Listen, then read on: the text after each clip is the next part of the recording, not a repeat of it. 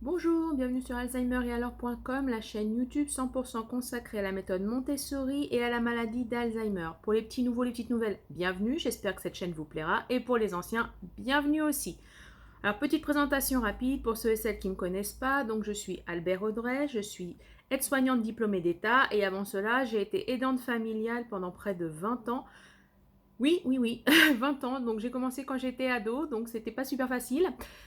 Mais bon, bref, hein, c'est ce qui fait que je suis devant vous aujourd'hui et qui fait à quel point je m'y connais dans le sujet dans lequel je suis. Et donc, après avoir été aide-soignante diplômée d'État, je me suis formée à la méthode Montessori.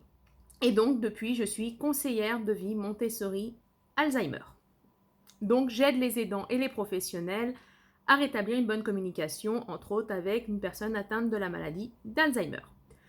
Donc aujourd'hui, on va faire une petite pause dans la vidéo du jour. Logiquement, vous auriez dû avoir une vidéo sur les intérêts du pape, mais il y a eu une question qui m'est beaucoup revenue dans mes coachings gratuits de la semaine dernière. Et donc la question du jour, ça sera quel regard porter sur une personne atteinte de la maladie d'Alzheimer? Alors, entendons-nous bien, pour le départ, déjà, on dit souvent au niveau des experts, c'est une personne malade d'Alzheimer.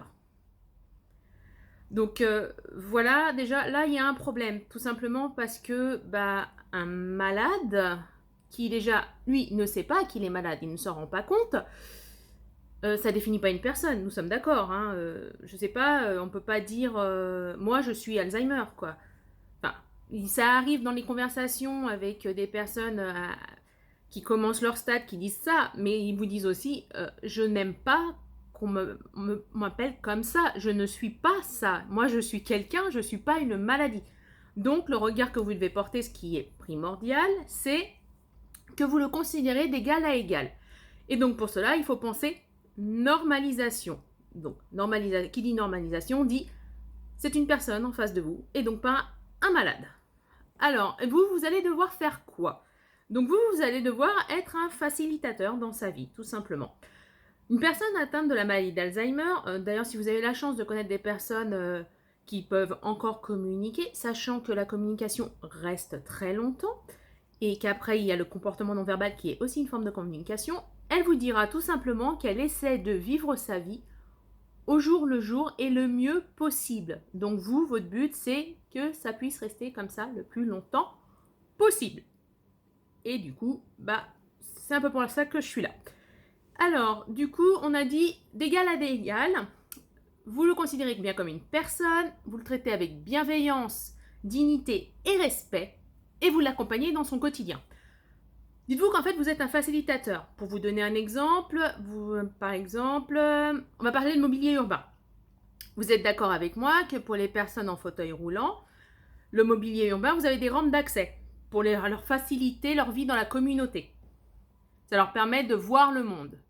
Vous dites-vous que en tant qu'accompagnant futur Montessori, je vous le souhaite, enfin si ça vous intéresse, ou que d'aide-soignant ou même d'auxiliaire de vie ou même d'aidant familial, vous êtes du coup le constructeur des rampes d'accès cognitives, excusez-moi, pour que la personne dont vous prenez soin puisse avoir accès au monde et à la communauté.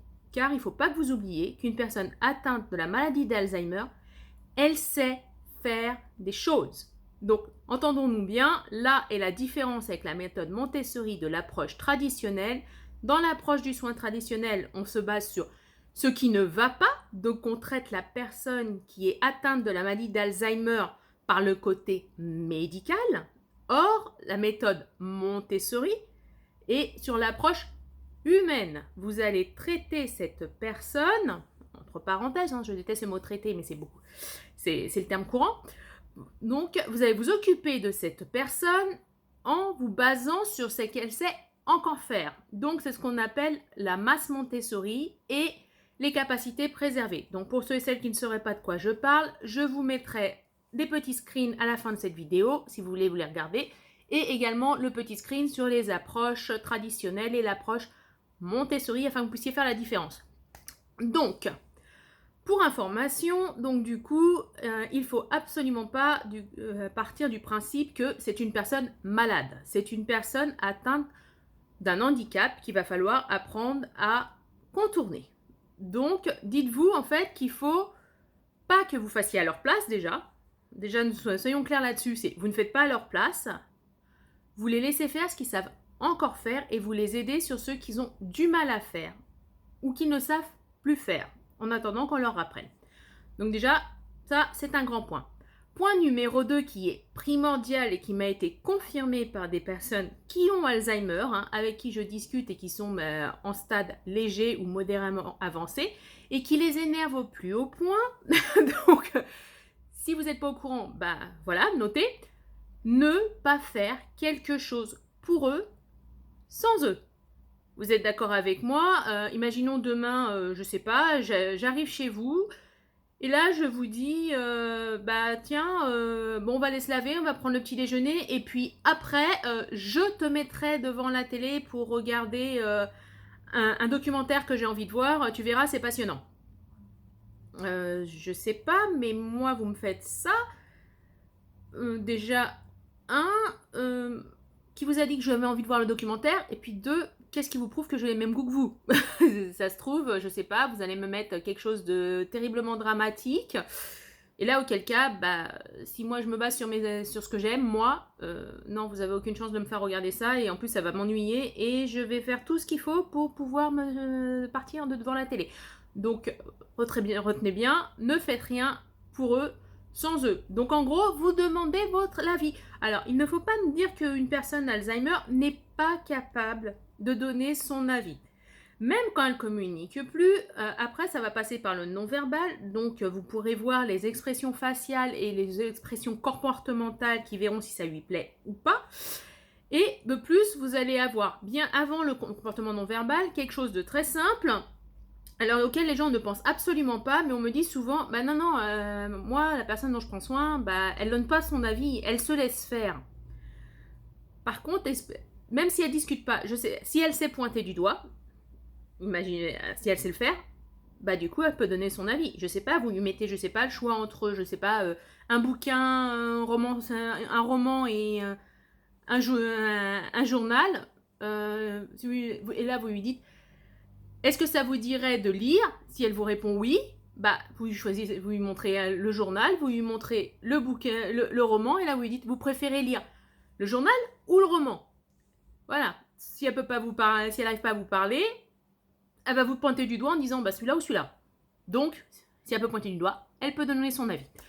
Donc on va finir cette petite vidéo pour aujourd'hui. Donc ce qui est important, c'est de penser normalisation. Donc ce n'est pas un malade que vous avez en face de vous, c'est une personne qui aimerait être considérée comme une personne.